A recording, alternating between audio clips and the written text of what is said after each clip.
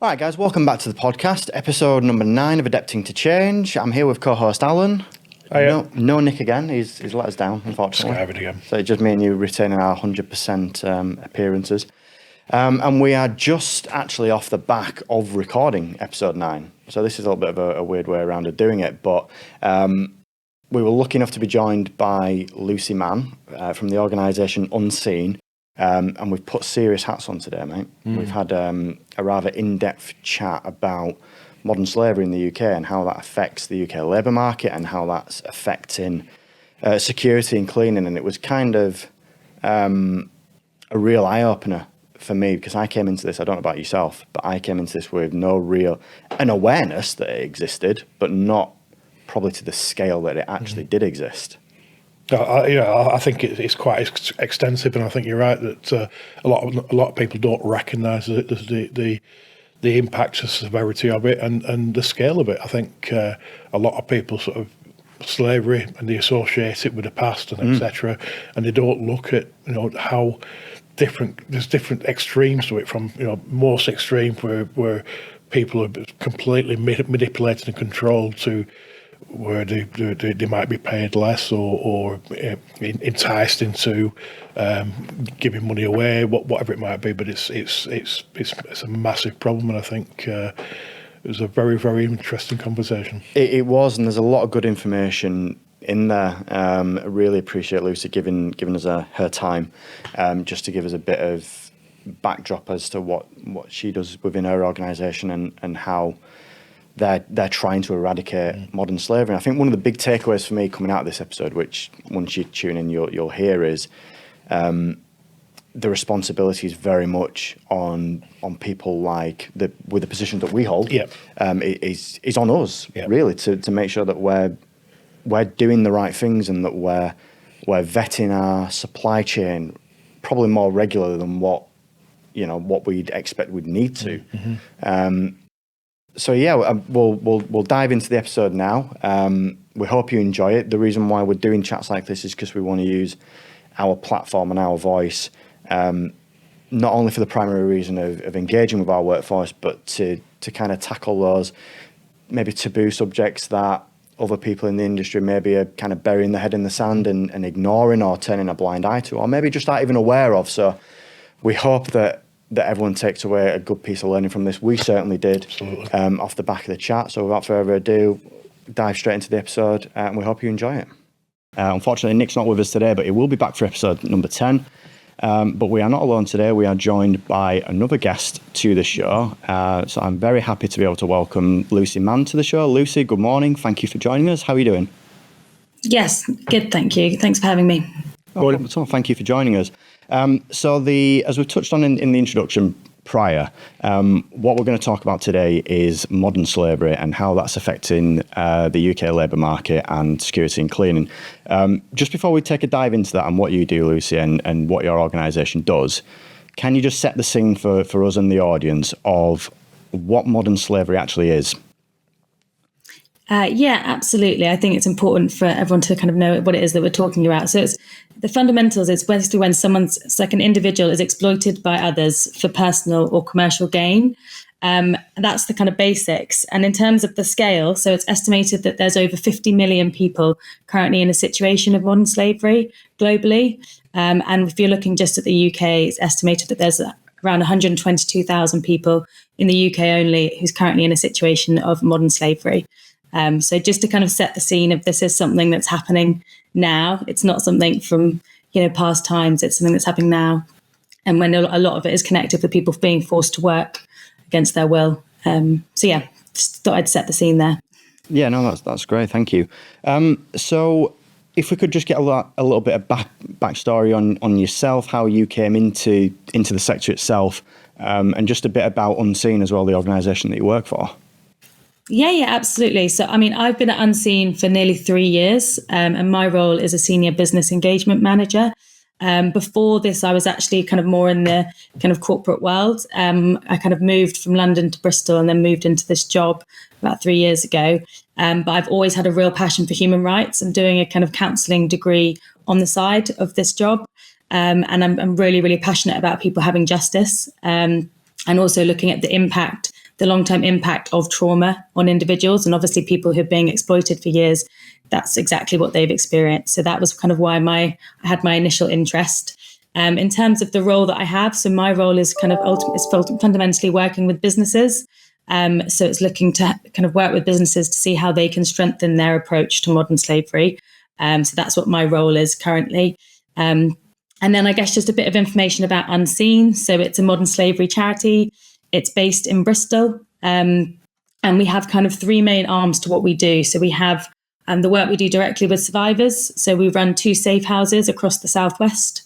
And we also have our frontline services team that supports survivors with integrating back into society. So that's supporting them with access to legal support, counselling services, any kind of wellbeing support that they might need to be able to kind of live their lives again as best as they can.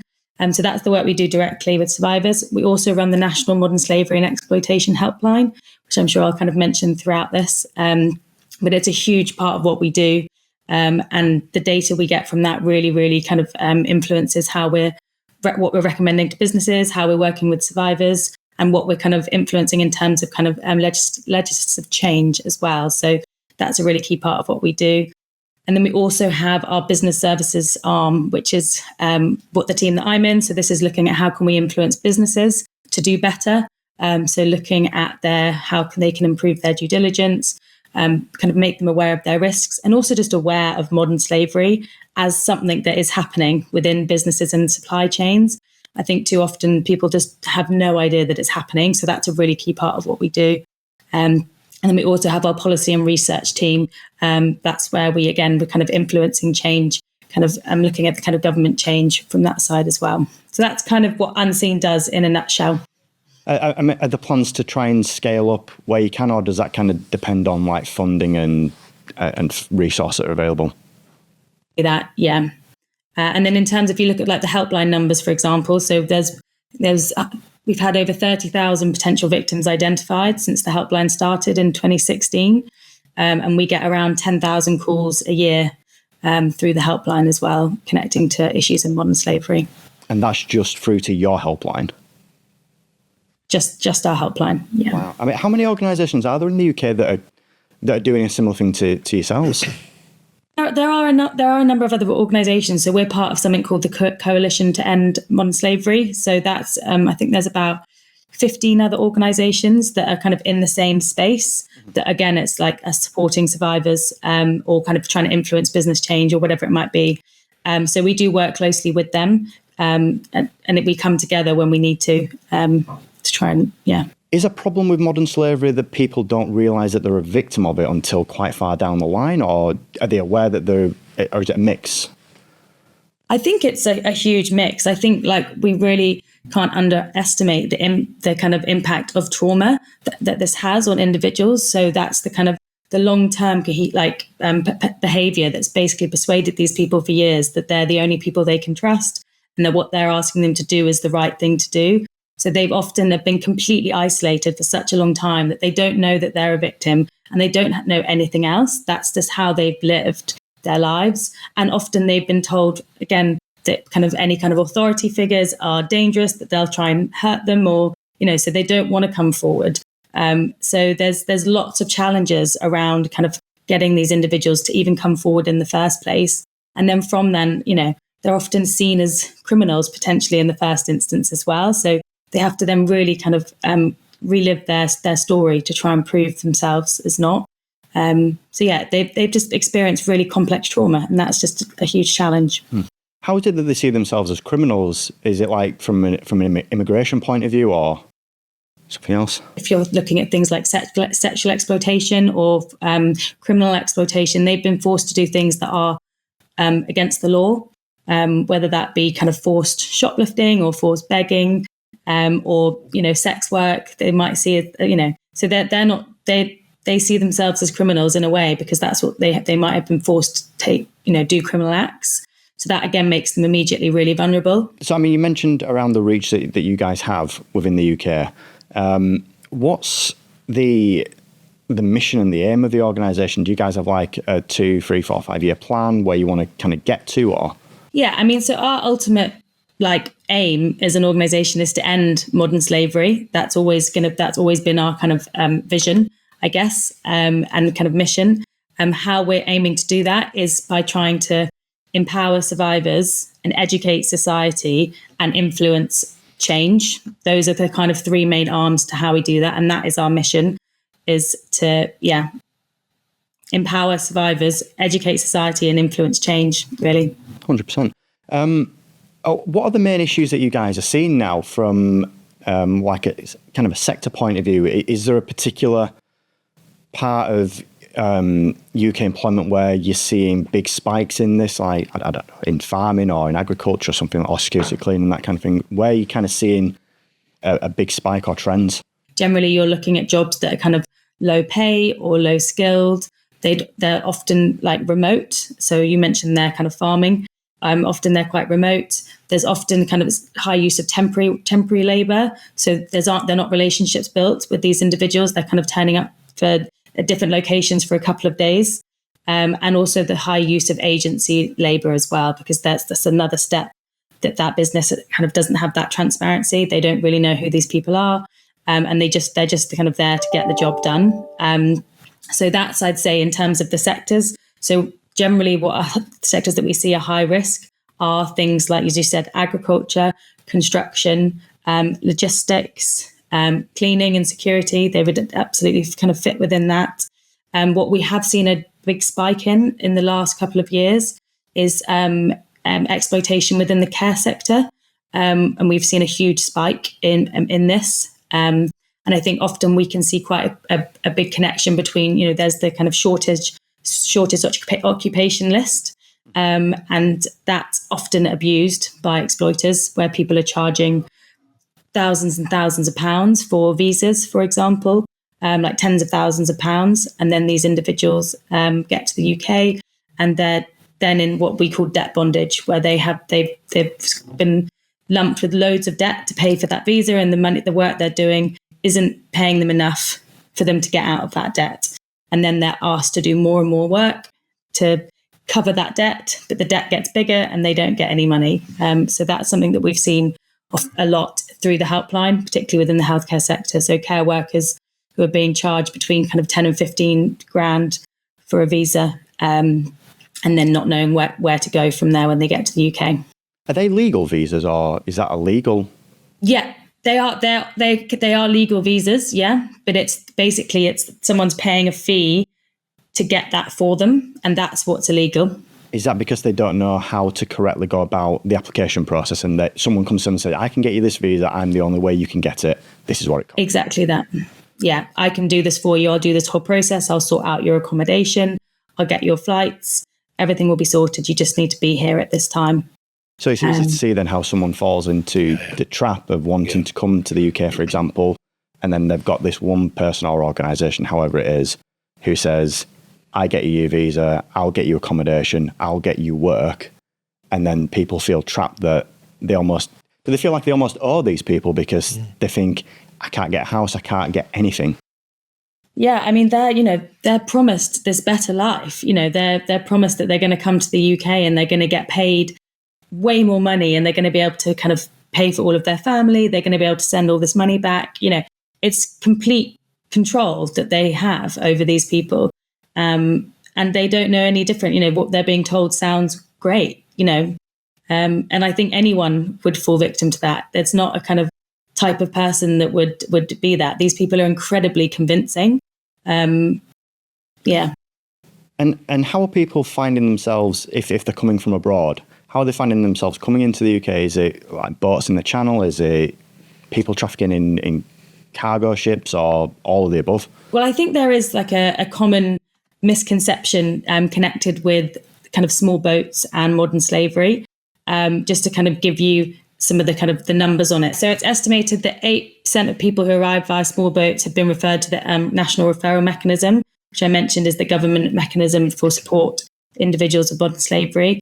And of those who received a reasonable grounds decision by the end of March 2023, 82% of those cases from the Home Office were determined to be reasonable grounds to believe that those individuals are modern slavery victims. So basically 82% of those 8% of individuals coming, connected to small boats were given a positive outcome in the fact that there was enough evidence for that story to believe to be true in terms of them being a victim of modern slavery.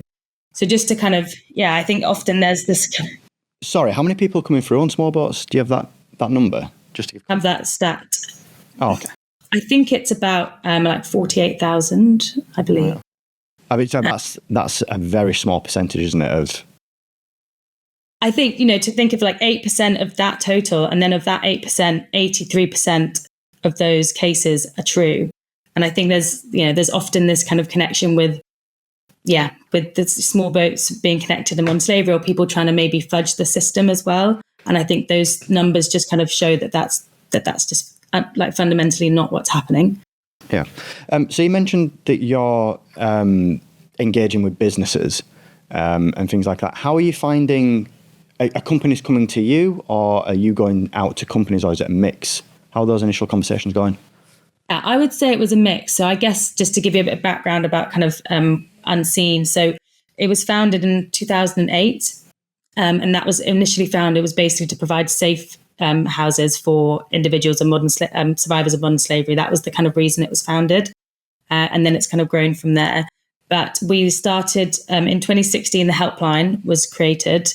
And I think it was 2017 then that we first started delivering training to businesses.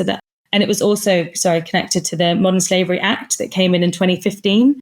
So that was the first piece of legislation that did connect businesses with modern slavery in terms of what they're doing. So there's Section 54 of the Modern Slavery Act, which is linked with the transparency within supply chains.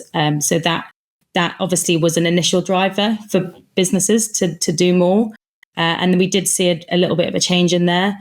But, if we look at what businesses are doing, I would say it's just absolutely not enough across the board. I think it's a legal requirement for that have a turnover of over 36 million to have a modern slavery statement, for example. And it's estimated that 1 in 10 of those businesses that fit within that remit just don't have a statement, or the statement is just not compliant. So they're actually not complying with the law in terms of the requirement of it. So I think that just, again, it kind of highlights what we're consistently seeing of people just not taking this issue seriously enough. And these are kind of huge, big companies that just aren't acknowledging the fact that it's something that's happening. Is that an education piece, do you think, or is that just people burying their head in the sands? I think there's definitely a lack of awareness. That's why Unseen's kind of one of our key goals is to raise the awareness of it. There's definitely a lack of awareness. I also think it's this topic that people just don't really want to look at. It's like, it feels like it's almost a bit kind of icky for people. Like it's, you know what I mean? It's like, oh, I can't, our charity is called Unseen. And it's often because these things are unseen. And you do have to dig to try and find this. And I think businesses don't want to have to do that, So I was just going to ask, so you identify some extreme cases.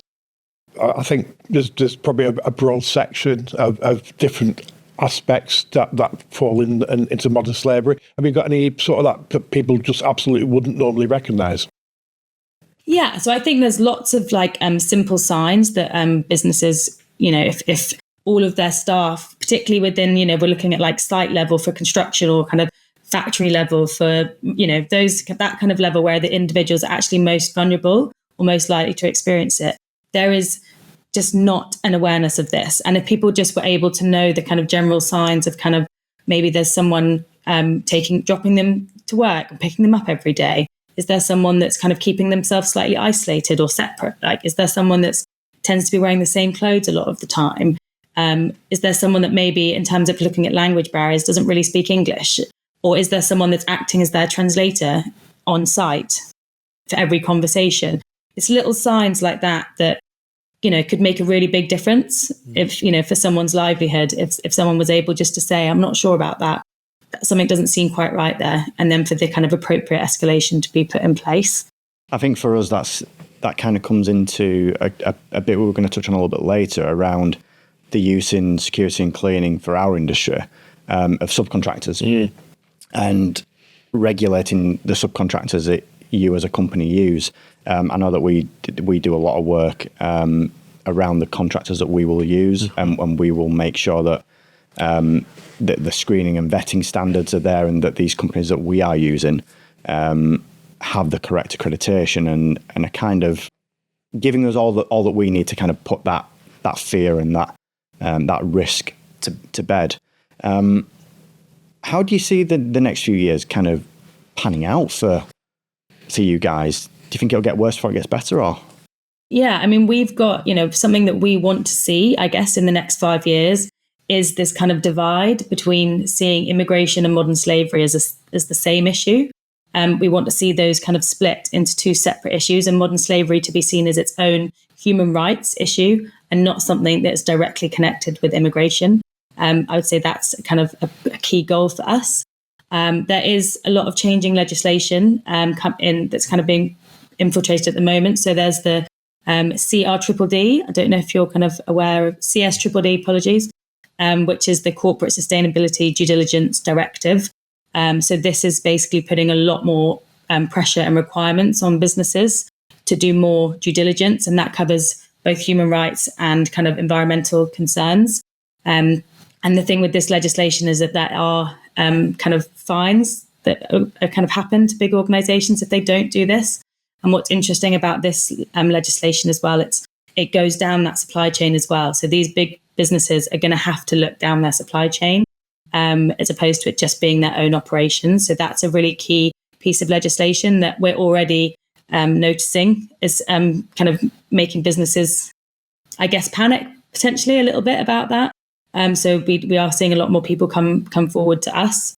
And also, it's one of those things that the legislation is what makes it happen. There's lots of people that within these companies that do really care, whose roles are connected with this. So the legislation for them is ideal because it allows them to have a real reason to be able to take this forward as well. So there's that's coming into place. So we're really hoping to see a big change with businesses. I mean, at the moment, it's only aimed at really large corporates, I would say. So it's not covering a huge amount of businesses still, but it's something. There's been a lot of other changes in legislation across the globe as well. So there's kind of Canada, Australia. There's been lots of countries that have tightened their legislation around what businesses are required to do in terms of human rights and modern slavery. So that's great. So we basically want to keep seeing this change coming in at the legislative level, because that is when businesses will act, I guess, is what we're seeing. So we're hopeful that will really make a big difference as well. I was just going to ask off the back of that, because you mentioned earlier, if I'm right in saying, it was 36 million turnover before someone has to have a policy. Is that number too high? I mean, I guess people would argue that it's too low, potentially. So I don't think there's a right or wrong answer. I would say all businesses need to be aware of this issue, regardless of their size. And I also do think that depending on what it is that you're providing, that you really need to be kind of, more aware, like more due diligent. If you know that you're in one of those high risk sectors, that's really, really key. From our perspective, what we've seen over the last sort of 12 months, which we'll come on to and we'll talk about a little bit later, I personally feel the main issues in the security and cleaning industry comes from that subcontractor supply chain. Absolutely. Where it's the smaller companies that are not like the sort of the big players that are turning over 20 million plus, but it's the partners that they're using that are probably turning over under 1 million, for example. I feel like that's where the issues are coming from in our industry. And then obviously there's a burden of responsibility on those bigger companies to do their due diligence and to do those checks. But I'm just struggling to see with that legislation how those smaller companies that are kind of feeding this in, how they're ever going to be challenged and stopped. Yeah. I mean, I think that the challenge around that is that obviously there are those size organizations that are kind of not behaving the way they should and kind of doing exploitative practices. But there's also a lot of businesses that are in that size that just don't have the resources to be able to do anything else. Like there's not the knowledge there. They don't have someone who's looking after the human rights or ESG side of things. And I think actually it's the responsibility of those larger organizations to support them with that, and support them with creating resources, and creating templates or whatever it might be to actually support them in getting to where they need to be, instead of just, putting all the pressure on them to do everything right. And that's what we've seen a lot. We work with quite, a large number of big corporates. And what we're seeing now is their kind of attitude shifting, I guess. And it's like, how can we help those in our supply chain that aren't, over that 36 million remit? Like, what are our expectations of them, and what do they need to get there? So I think I can see both sides, but I do think these kind of really, really small, SMEs, like what resources do they have to do this, But at the same time, there's got to be a willingness to go on that journey.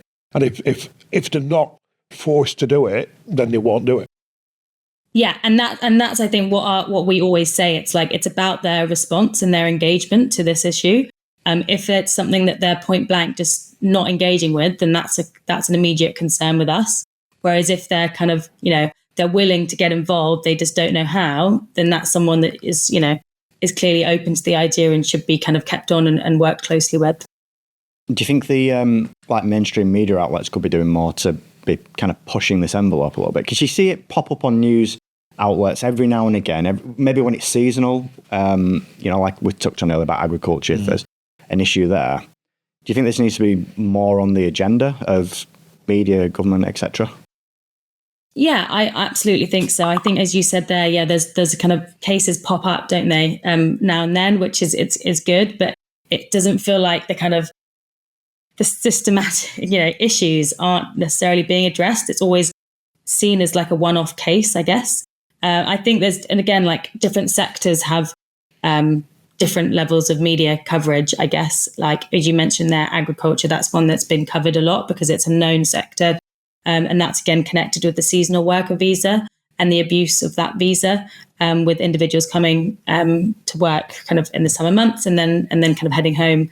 And there's, it's absolutely well known that there's abuse of that process. And also that's connected with a lot of kind of bigger, well-known kind of supermarkets. So the media are kind of much more, I guess, interested in that. But I think what needs to be looked at is just like businesses as a whole, I guess.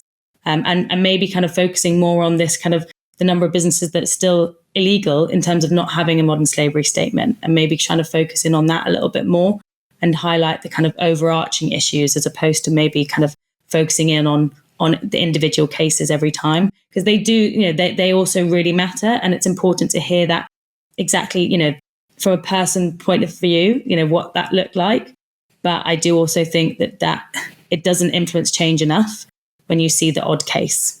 Yeah. I mean, if for example, a new organisation comes to you guys to talk about this and to start a journey, how would that look? What would your initial steps be? And do you have like a template where you think, right, brand new organisation, we've got a 12-month kind of step program where you'd work through to get to where you want to go? Yeah, so that's generally how it works. So what we'll do is we'll have like an initial conversation. We'll look at what size that organisation is, and immediately just work out, what are their resources capable of allowing to happen? Because again, it's not worth creating this really unrealistic plan that won't be able to be delivered. So what we do is we look at the size of the organization, we find out what resources they have, what sectors they're in, and what their goals should be over the next kind of 3, 6, 12 months, and then also looking further ahead into 3-5 years. And what we have is kind of different membership packages based on the company's turnover. So what we tend to do as a first step is we do a kind of deep dive into how that organization is currently working. So we'll review, all of their policies, their processes, their, looking at their onboarding documents, their procurement processes, any kind of auditing they might be doing, and whatever it might be, we'll review, because that gives us a really clear idea of where a business is at. And then what we'll do is we'll create like an action plan based on that. And based on where the most likely risks are from that initial review that we've done. So it might be, if you're looking at kind of cleaning services, for example, it might be actually that the recruitment and the use of agency workers, agencies, that actually that process needs to be looked at and reviewed and tightened in terms of what your expectations are and when working with an agency, and what their requirements are. So it might be, right, that's going to be the focus for this year. So you kind of try and have different focus areas each year, depending on where their risks are. Yeah, I think the onus is a lot on, I'm just using ourselves as an example here. A lot of the onus, I feel, is on us to do our due diligence. So if we go to a cleaning agency or a security agency, we're almost part of the problem if we're not doing that level of diligence. So like you've just touched on what you would do with an organisation that comes to you, that should then be replicated across the supply chain. And I think what's also important is, I think sometimes businesses kind of just jump straight to their supply chain. And it's actually like, you do need to look at your own organisation first, because you need to be doing what you're asking your supply chain to do. You need to be doing yourself. You can't be have expectations of them that you're not doing. So I think the first step is to really look at your own organisation, how you're engaging with your supply chain in the first instance. What are your expectations? Do you have a supplier code of conduct, for example? Like what kind of engagement how often do you catch up with this organisation? Again, I'm thinking of like recruitment agencies as an example, but how often are you catching up with them? How often are you checking whether their processes have changed or any new policies have been reviewed? That's on you to do that. And then kind of once you feel confident about that, then you can start looking further down. Yeah. Do you think it's a reluctance or a fear for some companies that you've dealt with? You obviously don't name any names, but do you think it's a fear and a reluctance due to the sheer scale of the workload and there's not the resource available, or is it just kind of, I don't want to say this to come across badly, but is it almost ignorance of the companies that they just don't know?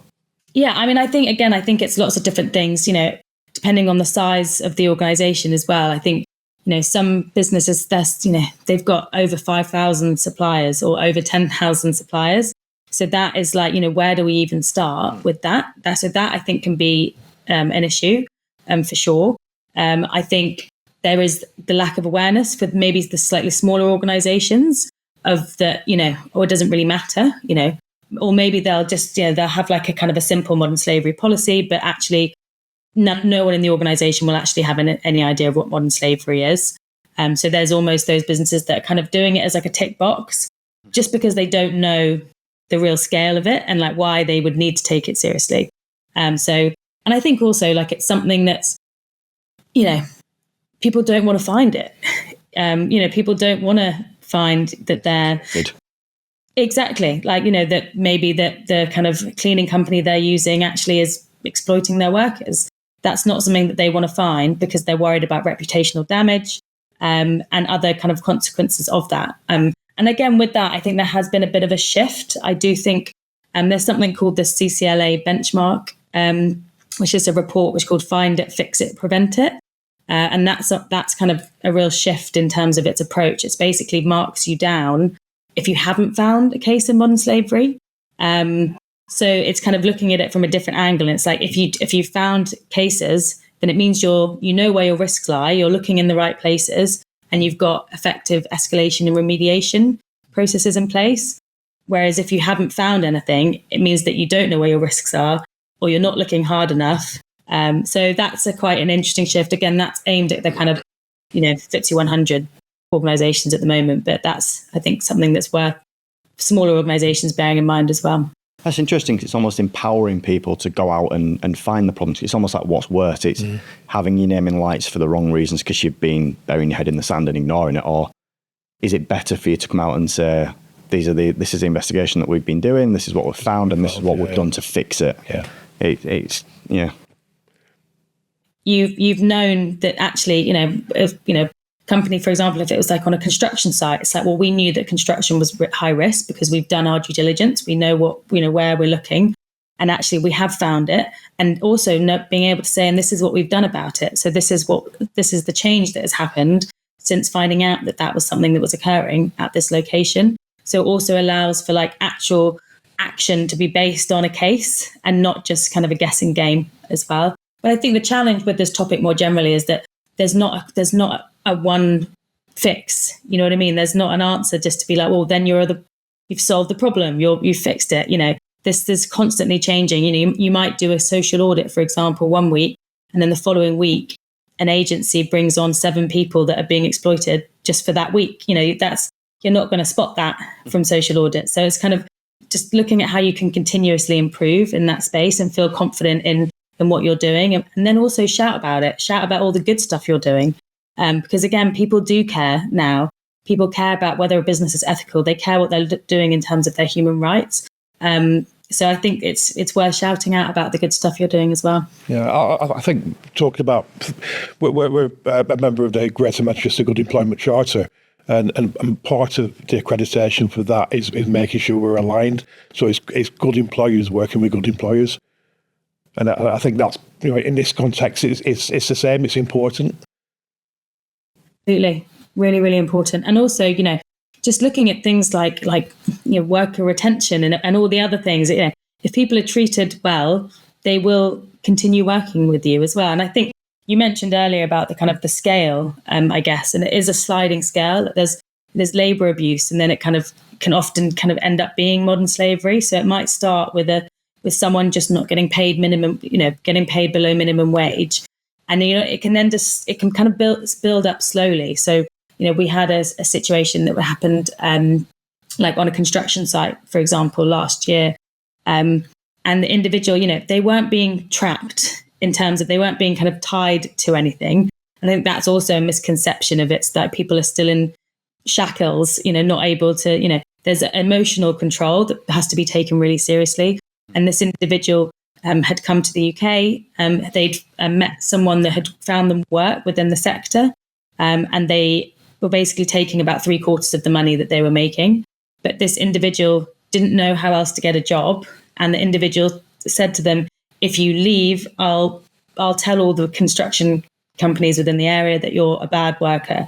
And so he was stuck in that situation. And that is modern slavery, because he didn't know what else he could do. Even though he wasn't being physically constrained, he had no other option. And I think that's something that's just kind of worth highlighting, I guess. How are you seeing, if you are at all, the security and cleaning industries? How are you seeing stuff coming through from our sector? Or yeah, I mean, we consistently see, they're one of the, they're the kind of 2 sectors that we there's always a flow of cases that we see coming through the helpline. We did like a visit linked with a security case again last year. And it was a very remote security work where this case had been called. And yeah, there was an individual that was being kind of kept at that location, but no one saw them. So they had no idea how they were being treated. So that was something that we've seen. But yeah, I mean, we do see a trickle through of these sectors. They are high risk sectors. And they often are like lone working, which I mentioned at the beginning is kind of a high risk. High risk. So the security industry is regulated by the SIA. Do you have any form of engagement with governing bodies like that? We don't currently. We do work with people in terms of looking at their security down their supply chain.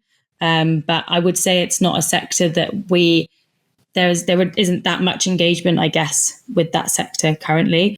I think when you look at sectors like the other ones I've mentioned, there's a lot more engagement. I think there's a lot more awareness as well.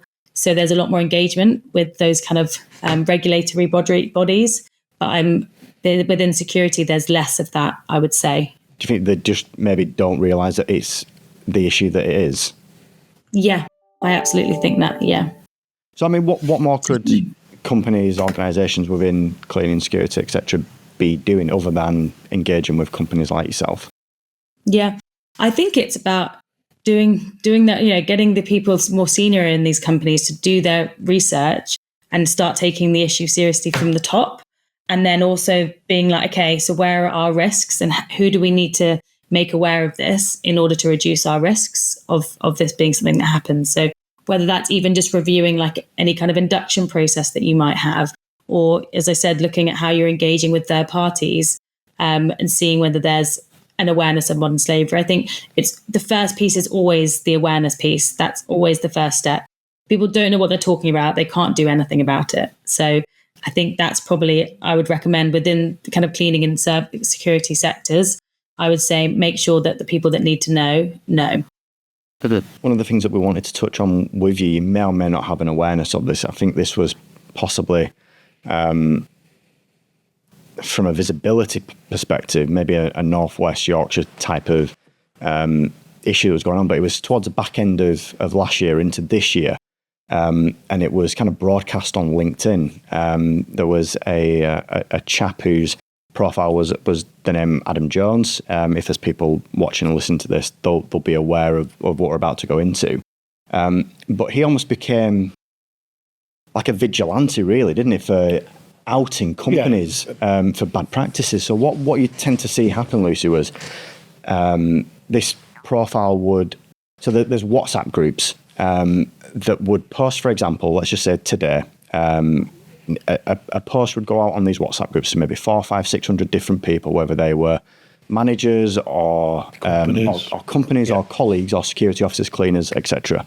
And they would put out a post, for example, that would say, we have a shift tonight that starts at 6 p.m, it ends at 8 p.m, here's the location, and that could be a well-known building within the Northwest or Yorkshire, or it could be a well-known supermarket, or things like that. And it would be, 12, 13, 14-hour shift. There'd be a brief remit of what the duty was, and then the caption at the bottom would always tend to be cash in hand, and this is the value of it. It'd be 80 quid cash in hand, which opens a whole Pandora's box of how do these people who are posting these shifts firstly know who this is going to? How do they know who's then going to the shift? What checks and balances have been done on that? None. Screening, yeah. These people, because obviously to work in the security industry, you need to have the regulatory SAA license. How do they know that they've got an SAA license? How do they know that these people aren't within these organised crime groups and a victim of ongoing slavery? How are these people getting paid? Is it a case of someone's literally turning up and going, there's your brown envelope of 80 quid? Or bank transfer. Or a bank transfer. And this went on for a number of months, and it almost got to a point where you were kind of refreshing your LinkedIn feed every day to see who's getting outed, whether it were... I don't want to really get into the point of naming the companies, but these are some serious players within the security industry predominantly, and the clients that they were representing were, again, big organisations with kind of trusted reputation. And again, I kind of found myself thinking, and this is where the idea to get someone like yourself on the podcast to come and talk about this, how would that affect their policies? So you've got, for example, a big supermarket chain that turns over the threshold that you need to have these policies. How are they going to think when they think they've gone through an extensive procurement procedure to get an accredited security company who've all got their relevant policies? And then we saw that there were people from those organisations then getting tagged into these posts. And you'd find some people were engaging with this guy and some people were untagging themselves and almost blocking these posts. We didn't really know what was going on behind the scenes, but... I think the other aspects as well, they were paying under the minimum wage, so they were paying it illegally, and they'll get through that under caveat, well, self-employed, whatever. But going back to the 36 million pound, I think you said before, a lot of these organisations that were requesting the cover were above that threshold.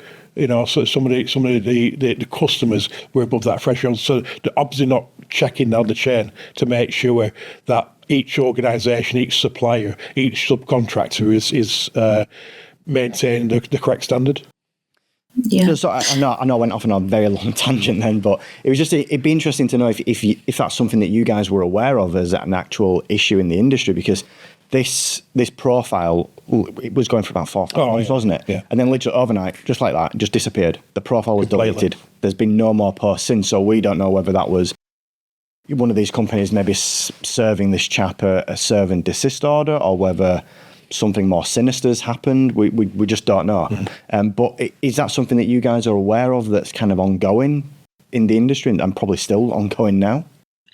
You'd mentioned the case when we first spoke, like I did just have a quick look on like our helpline just to see. And that is, from what I can see, it is something that we have seen in other sectors as well, where it's this kind of use of WhatsApp to send out last minute jobs that like doesn't go through any kind of formal recruitment process at all.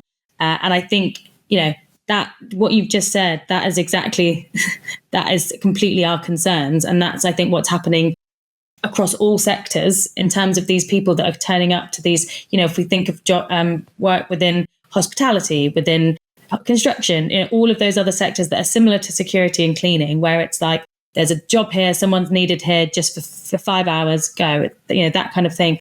As you said, like, what kind of checks are being done on those individuals? Like, absolutely none. Like, if you think about it, that WhatsApp group, if you were an exploiter, that's heaven for you, isn't it? You've literally got, you've got all of these jobs that you can send out, this group of people that you might be controlling. You get all the money from that, and there's literally no one checking. I mean, that is still, I'm absolutely certain that's going on. Absolutely. I mean, I'll be honest, from a sheltered perspective, I had no idea that these WhatsApp groups existed until just before Christmas. I'd never even been involved in them, never seen them. I'd worked for organisations that weren't involved to that level, and I was surprised with some of the names of the organisations that were coming through. Really reputable companies that like to kind of put out that they're whiter than white almost, and they were. I don't think the senior executives and the senior managers probably knew about it, but they were well entrenched within this. Yeah, but also some big, well-known companies, but also the clients, the end user. Scary. Yeah, I was just thinking about it's happening in all industries. We've got security which you have to have a license for, and people can bypass that process if by going through these WhatsApp groups, because they're probably not getting checked when they go on site. But one concerning aspect is like the healthcare industry. You've got people who are working with vulnerable adults and children, etc., that are probably not going through any checks. That's scary. Yeah, exactly that. It's vulnerable people helping vulnerable people. If you're looking at the kind of the healthcare sector, but as you said, I think this is sadly something that's happening across all sectors. I don't think this is specific to security and cleaning. I think people want jobs and want money quickly, and they will abuse people to get that. Like, that is just what we see. And that's exactly what the WhatsApp groups are doing. They're enticing people in with cash in hand, or bypassing the system fraudulently, and encouraging them into employment. And it's just wrong. It's got to stop, and it's got to be controlled. 100%. I mean, I think with those posts that we were seeing as well, Lucy, there were a number of times where within the post, like for example, HMRC would be tagged, because the question would be, how is this person paying national insurance and tax on the wages? HMRC would be tagged, the SIA would be tagged. Yep. And obviously we don't have anyone from those organisations here to answer to that, but it would be really interesting to know what they actually did about it. Mm-hmm. Have they followed up on that? It would be good to have some sort of feedback, because there were some very, very tangible examples of where the systems were bypassed, and it'd be good to get HMRC on the show as well. But it would be, yeah, it would be. I mean, in terms of what we wanted to run through, Lucy, I think we've pretty much kind of given a good overview of what we wanted to cover. If organisations wanted to kind of start their journey or to get in touch, how would they go about doing that with yourselves? Yeah, I mean, they can just absolutely reach out. Like, you can reach out via my email. So it's l.mann@unseenuk.org, or we've got our general kind of business at unseenuk.org. There's also our website, which is www.unseenuk.org, which you can have a look at what we're doing, read some more of our survivor stories, and learn more about our helpline as well. I'd say that's probably the best place to start. And then there's obviously contact pages from there. Yeah, absolutely. And I think just one thing I just wanted to finalize by saying is that a lot of these individuals that are being exploited in these kind of more vulnerable sectors, they don't know what their rights are. They're not told what they should be getting or how they should be treated. And I think that is another thing, it's raising the awareness of modern slavery, but it's also raising the awareness of like basic employment rights and basic worker rights. What should they be entitled to, and what should they do if they're not getting that? So making sure that there's really effective escalation processes in place as well. So those are probably the two key things to be taking away.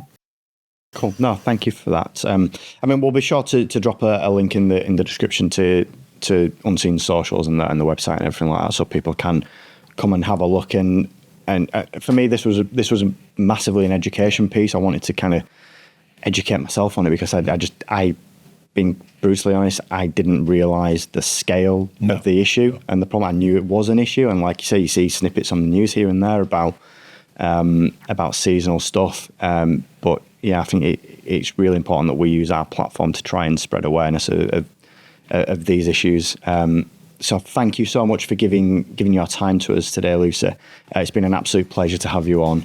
And we'll wrap up there, and we'll see you guys next time.